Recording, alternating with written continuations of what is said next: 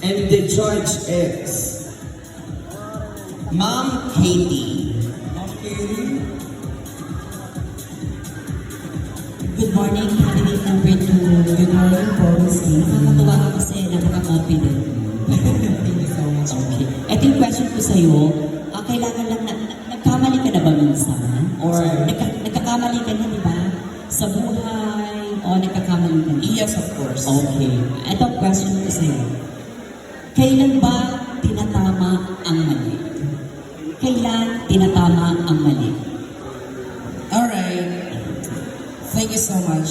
Ladies and gentlemen, before I answer that specific question, this is already the crucial part of the competition wherein the judges were not going to score our performance, but the judges were going to score as well our intellectual capacity and in our intellectual ability.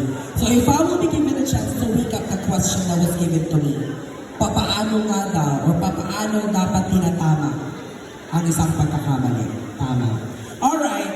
You know what, ladies and gentlemen, hindi ko na po pakakahabain ang aking kasagutan. Dapat po, tinatama po natin ang mali kung ang mali na ginawa natin ay paulit-ulit lamang. Lagi po natin pakakatanda na hindi mo maitatama ng isa pang pagkakamali ang pagkakamaling ginawa mo.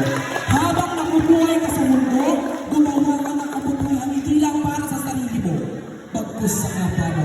Dahil naniniwala po ako, na kapag pumilit na ang iyong mga mata, pumantay na ang iyong mga paa. At kapag nakaharap mo na ang pong may kapal, hindi niya tatanungin kung ano ang mga bagay na meron ka. Bagkus tatanungin niya kung ano ang ginawa mong kabutihan dito sa ating mundo. Yun lang po ang aking tumpak sa sagot. Walang anong palapalabo because that's what you call bullseye. Thank you. There you have it. That was our